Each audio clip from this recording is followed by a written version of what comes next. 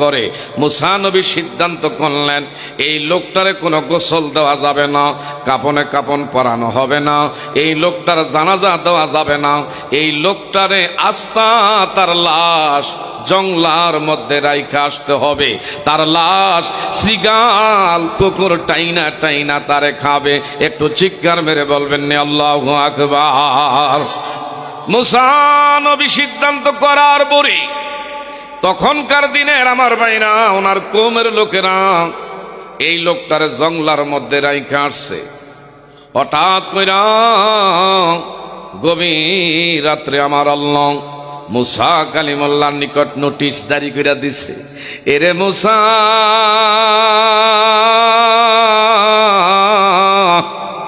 তুমি কে সিদ্ধান্ত দেওয়ার লোক নামাজ পড়ে নাই, এমন এই লোকটা নেক কাজ করে নাই, সৎ কাজ করে নাই, তাই বইলা তার লাশ জংলার মধ্যে ফেলে আসার তুমি নির্দেশ করার কে? তুমি তো বিচার করার কেউ না।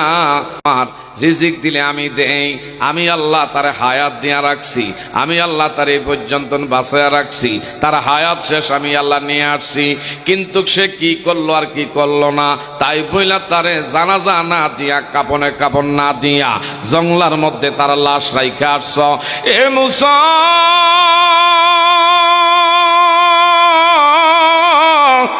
এইটা কিন্তু তোমার সঠিক, এই তোমার সিদ্ধান্ত সঠিক হয় নাই। আমি আল্লাহ তোমার এই বিচারের দায়ভার তোমার হাতের মধ্যে আমি দেই না।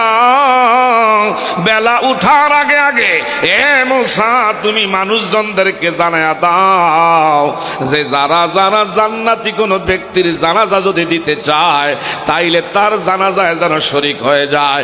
এই লোকটার জানাজায় যারা যারা শরীক হয়ে যাবে তাদের অতীতের সমস্ত গুনাহ মাফ কইরা সাফ কইরা আমি আল্লাহ তাদেরকে জান্নাতি বইলা ঘোষণা করে দিব। আরেকটু জোরে কর না। মুসা কালিমুল্লাহ আল্লাহ, তাইলে এই লোকটা এত দামি আমরা তো বুঝতে পারলাম না। আমার তো এলাকার কওমের লোকেরা কইছে লোকটা সুবিধাজনক ছিল না, এই লোক জীবনে নামাজ রোজা করে নাই, ভালো কোনো কাজ করতে দেখে নাই, তার জন্য আমরা এই ব্যবস্থা নিয়েছি। কিন্তু এমন কি কাজ আপনার কাছে লোকটা করেছে?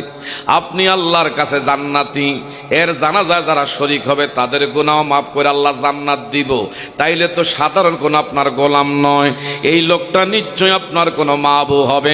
একটু জোরে বলবেন নি বাবা মারহাবা। আমার আল্লাহ ডেকে বললেন মুসারি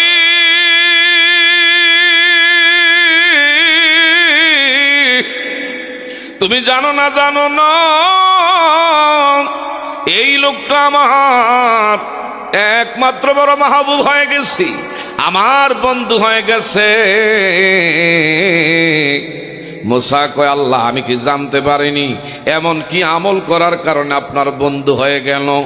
আল্লাহ আমি তো জানি লোকটা জগতে এমন কোনো কিছু ভালো করে নাই, এখন আপনি বলেন আপনার মাহবুব এমন কি এমন নেক আমল করছে? আমার আল্লাহ ডেকে বলে মুসা রাতের বেলায় মানুষ ঘুমায়, কিন্তু আমার এই পাগল রাতের বেলায় বিছনায় পিঠ লাগায় না। আরো জোরে কম। এই লোকটা রাতের বেলায় ঘুমাইতো না, রাতের আধারে জেগে জেগে আমার আখিরি নবী তোমার থেকে আরো বহু বছর পরে দুনিয়ায় আবির্ভাব ঘটবে, আমার বন্ধুর নাম আকাশে হবে আহম্মদ, জমিনের মধ্যে আসলে হবে মোহাম্মদ। এই নবীর নাম তোমার উপরে যে তৌরাত কিতাব আমি নাজিল করেছি, এই তৌরাত কিতাবের মধ্যে অসংখ্য জায়গায় আমার আখিরি নবীর নাম আমি আল্লাহ রাখছি, কিন্তু তোমার নাম আমি মাত্র 7 জায়গায় দিছি। তোমার এই উম্মত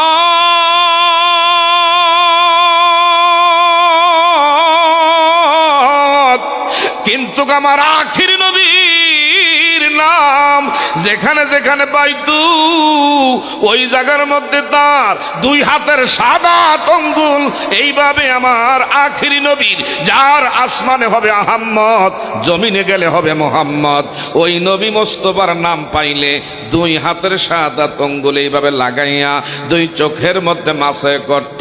আমি আল্লাহর কাছে তার আমলটা এত বেশি ভালো লাগতো, আমি আল্লাহ আমার বন্ধুরে এত মহাব্বত করত। এই মহাব্বত করার কারণে এই লোকটারে আমি আমার মাহবুব বানায়া দিলাম, আমি আমার অলি তারে বানায়া দিলাম। একটু জোরে জোরে বলবেন নি বাবা মারহাবা।